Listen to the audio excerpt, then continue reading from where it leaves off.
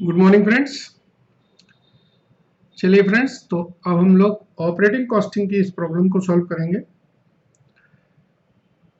Service sector की ये एक प्रॉब्लम है, अच्छी प्रॉब्लम है, पढ़ते हैं। An iron and steel works which generates its own power for the purpose of using the same for running the factory gives the following information। क्या कहना चाह रहे हैं? इनका पावर मतलब यूनिट जनरेट कर रहे हैं। पावर का मतलब इलेक्ट्रिसिटी जनरेट कर रहे हैं, तो इसका मतलब है इनके पास थर्मल पावर यानी कि कोल वगैरह से बनाते हैं। ठीक है, इन्होंने लिखा है कोल कंज्यूम्ड हुआ है हमारा 500 क्विंटल और जो कोल का रेट है वो 24 रुपीज पर क्विंटल है। ऑयल हमारा इतना यूज हुआ है, वाटर इतना यूज हुआ है। Cost of steam boiler which has a residual value, मतलब जो बॉयलर है उसकी ये सारी डिटेल्स हैं। जो वहाँ स्टाफ लगा है प्लांट में, पावर प्लांट में, उसमें ये 3 स्किल्ड वर्कर हैं, 3 अनस्किल्ड वर्कर हैं। प्लांट की कॉस्ट दे रखी है, उस पर डेप्रीशिएशन दे रखा है। एडमिनिस्ट्रेटर चार्ज जो होते हैं, मतलब जनरल ओवरहेड्स हैं, उन्होंने बताया वो आपका प्लांट के लिए इतने हैं। सैलरी और वेजेज जो बॉयलर हाउस है उसके इतने देखें। रिपेयर मेंटेनेंस कॉस्ट दे रखी है, कितनी यूनिट जनरेट की है। एस का मतलब होता है जो राख होती है ना, कोयले की राख, उसको बेचने से क्या पैसा मिला है।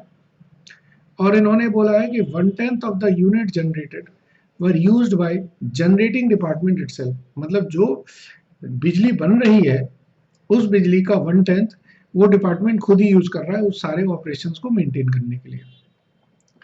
हमसे क्या पूछा है?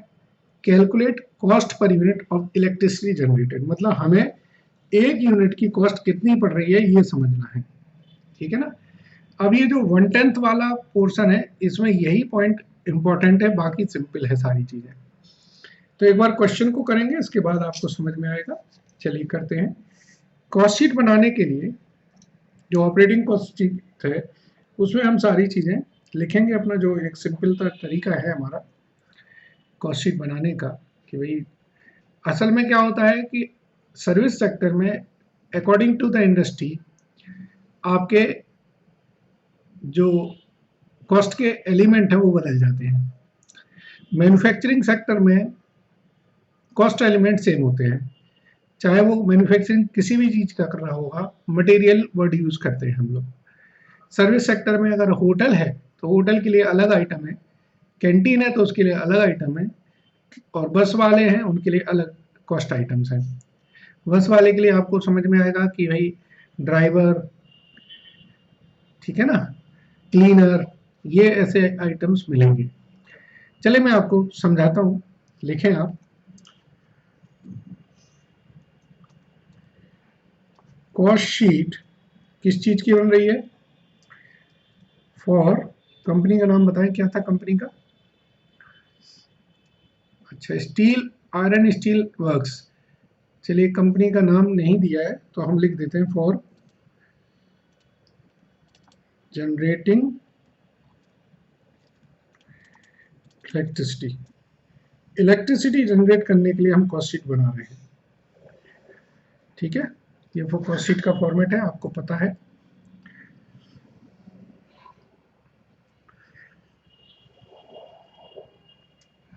ठीक है, अब जो जो मटेरियल आपका यूज हुआ है उसमें आप लिखें। आपका मटेरियल में कोल यूज हुआ है, ऑयल यूज हुआ है और वाटर यूज हुआ है। ठीक है, तो एक तो आपका बॉयलर जो था, बॉयलर में बॉयलर सेक्शन कर दीजिए। बॉयलर सेक्शन में क्या क्या यूज हो रहा है? बॉयलर सेक्शन में आपका एक तो मटेरियल, और मटेरियल में हमारे पास है कोल यूज हुआ है। कितना कोल यूज हुआ है बताओ? कोल यूज हुआ है 500 quintal at the rate of, तो ये आ जाएगा हमारा 12,000 रुपीज। चाहे तो आप नीचे में वर्किंग लिख देता हूँ। ठीक है, इसके बाद क्या यूज हुआ है हमारा? ऑयल यूज हुआ है। How much? ऑयल हुआ 15 quintal at the rate of, चलिए यहाँ लिख देते हैं 15 इंटू 1000। इसके बाद यूज हुआ है हमारा वाटर। वाटर कितना यूज हुआ है? वाटर यूज हुआ है 1000 लीटर और 2 रुपीज है फॉर 1000 लीटर की कॉस्ट। 1000 लीटर की कॉस्ट जो है वो 2 रुपए है। तो 1 लाख लीटर की कॉस्ट क्या आएगी? 200 रुपये आएगी। ठीक है, ये भी लीटर है और ये भी लीटर है। ये वाटर हो गया। इसके बाद क्या है? ओके, जो बॉयलर है जिसमें हम ये सारी चीज़ें पानी को स्टीम बना रहे हैं, उस बॉयलर की जो कॉस्ट है वो 60,000 है और उसकी रेजिडुअल वैल्यू, तो बेसिकली हम कह सकते हैं कि depreciation on boiler 60,000 minus 12,000 upon 10, तो ये 1 साल का मिल जाएगा। क्या पूरे ये 1 साल के लिए हैं?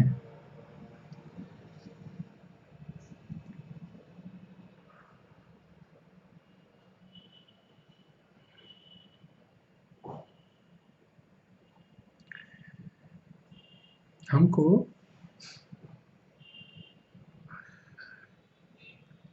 कहीं नहीं लिखा है कि ये 1 साल का है कि 1 महीने का है।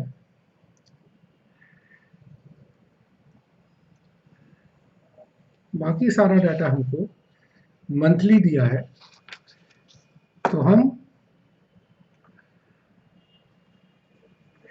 यहाँ पर एडिशन कर देते हैं कंफ्यूजन को दूर के लिए, और दी मंथ कर दीजिए। इससे क्या होगा कि ये क्लैरिटी आ जाएगी कि हम 1 महीने का डाटा है। ओके, कभी कभी क्वेश्चंस में ये क्लैरिटी नहीं होती है, तो इंटू 1/12 करेंगे तो 400 रुपये हमारा एक तरह से बॉयलर का डेप्रिशिएशन आ गया। टोटल कितना हुआ? 27,600। अभी हम बॉयलर सेक्शन में, ये ध्यान रखिएगा, अब इस बॉयलर सेक्शन में जो कोयला था उसे हमने जलाया, तो कोयले को जलाने से हमारी राख हुई, तो राख को बेचने का भी क्वेश्चन में दिया है सेल ऑफ एस। 300 रुपये आपने एस को बेचने से कमाए। ठीक है,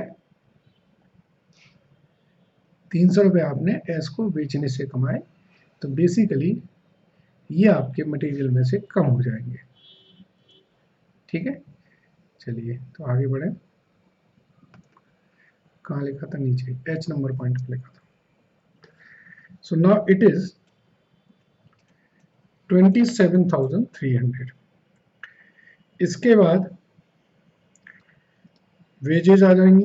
अभी सर बॉयलर सेक्शन की बात कर रहे हैं, तो वेजेस बॉयलर सेक्शन में हमारे नीचे देखिए ई पॉइंट पर लिखा है 5 मैन लगे हैं, उनकी सैलरी 600 रुपीज है, और 4 वुमेन लगी हैं, तो 4 तो वुमेन है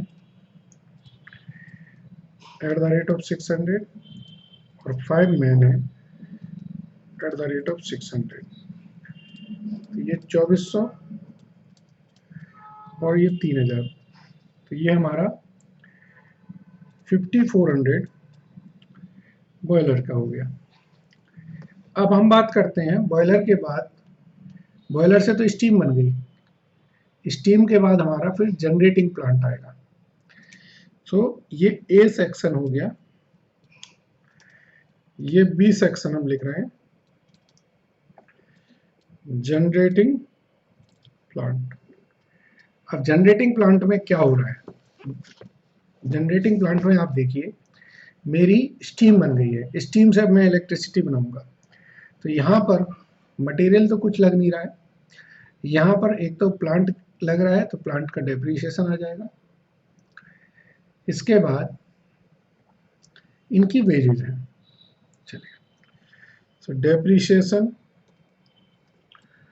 ऑन प्लांट कितना था प्लांट? प्लांट है हमारा 1,50,000 का, इस पे 10% और 1 महीने का, तो ये 1250 आ जाएगा। इसके बाद वेजेज जो हैं वो भी देख लीजिए। 3 तो स्किल्ड है और 3 अनस्किल्ड है।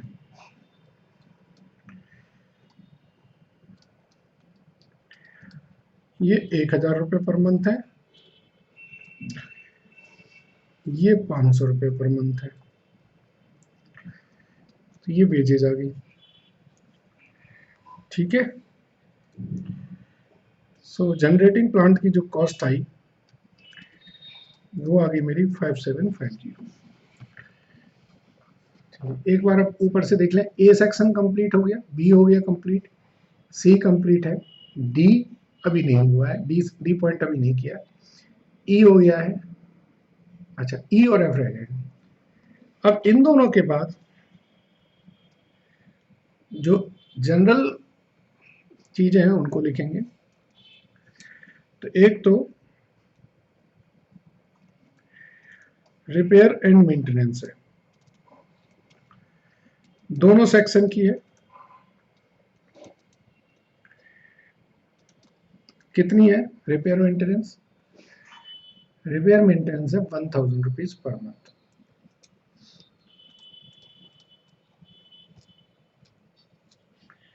इसके बाद जो एडमिनिस्ट्रेटिव ओवरहेड है वो है 2050, क्वेश्चन में दिए हैं एडमिनिस्ट्रेटिव ओवरहेड 2050। और बताइए कुछ रह गया हो?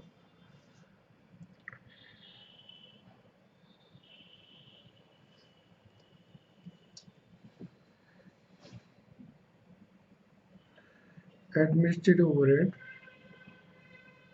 अच्छा ये टाइपिंग एरर है, ये 1050 है, मैंने गलत लिख दिया।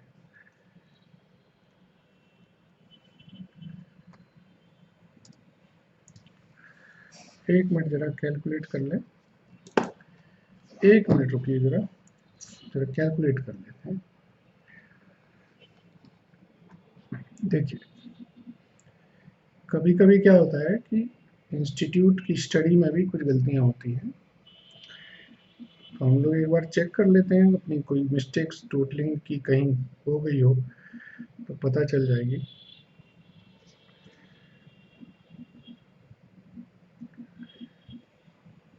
Yes it's correct, it's 1050। ये 1050 है, ये टाइपिंग मिस्टेक थी। This is 1050। ठीक है, तो ये हमारी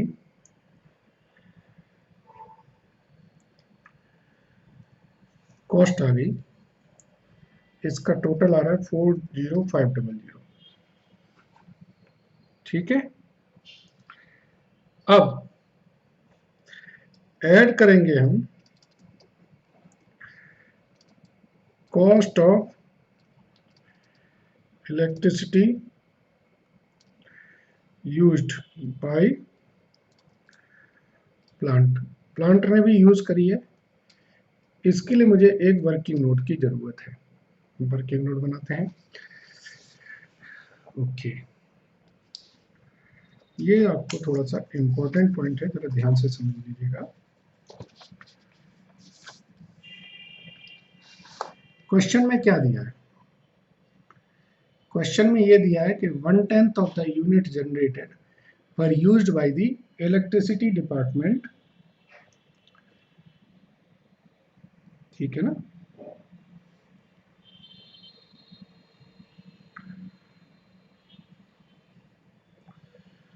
one tenth of the unit generated were used by the electricity department itself.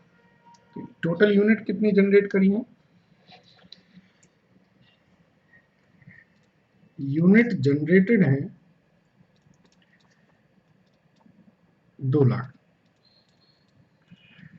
That is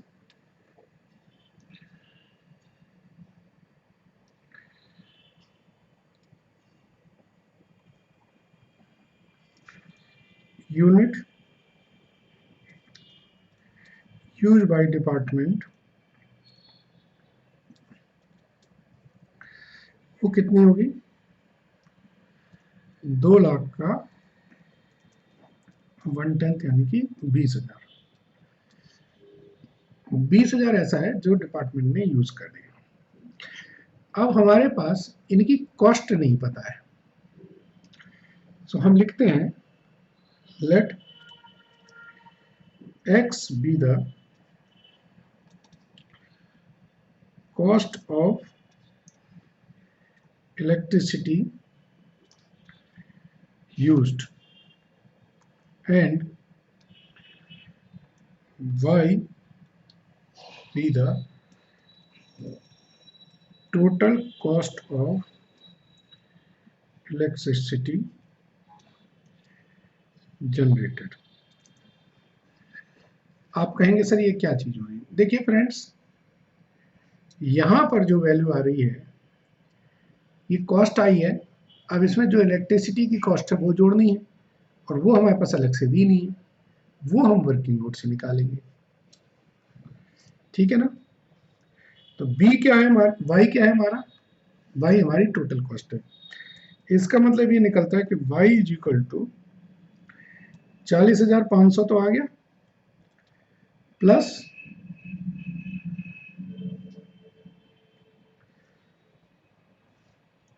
x।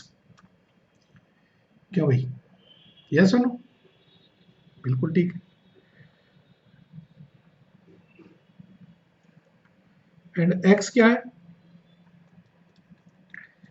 x है 1/10 of y, that is 1/10 of 40,500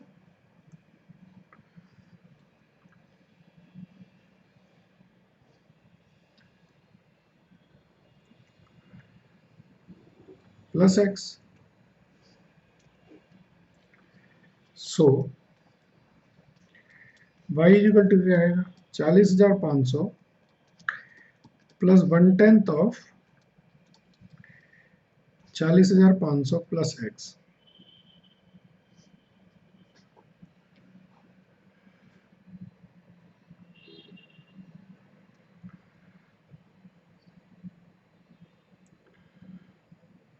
एक सेकंड में थोड़ा सा क्लैरिफाई कर दूं।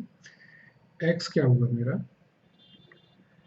x हुआ है ये, सो ये मेरा 1/10 ऑफ x आ गया। ठीक है,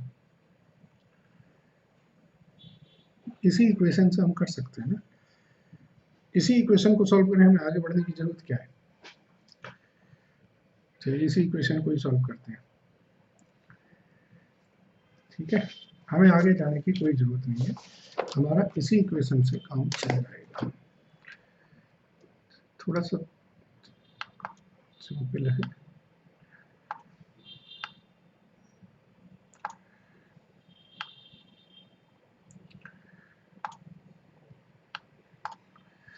ठीक है, इसका मतलब है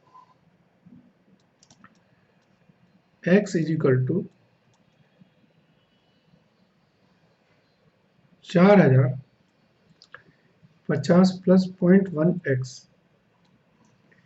that is 0.9x is equal to 4,050। So x is equal to क्या है? 4,050 डिवाइडेड बाई 0.9, दैट इज 4500। और y इज इक्वल टू क्या होगा? 40,500 प्लस 4500 यानी कि 45,000। सो फ्रेंड्स, ये थोड़ा सा अच्छा अरेंजमेंट था इसमें। So now cost of electricity कितनी आएगी हमारी? 4500। सो टोटल कॉस्ट ये हो गई हमारी 1,80,000। नंबर ऑफ यूनिट्स वो, सॉरी 1,80,000 कैसे मैं कह रहा हूँ,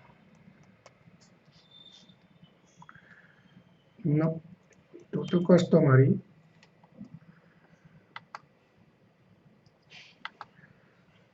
45,000 हुई ना।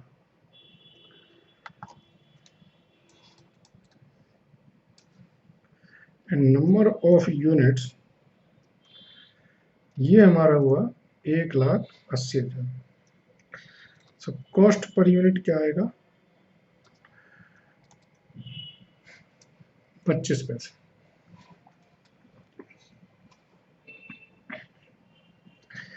फ्रेंड्स, ये सर्विस सेक्टर का क्वेश्चन था, अच्छा क्वेश्चन कहेंगे हम इसे। इसमें ये वर्किंग नोट थोड़ा ट्रिकी था, थोड़ा सा ट्रिकी, ज़्यादा कोई ट्रिकी नहीं, तो वो आपको थोड़ा समझना था। ठीक है, आई होप समझ आया होगा ये आपको। Thank you.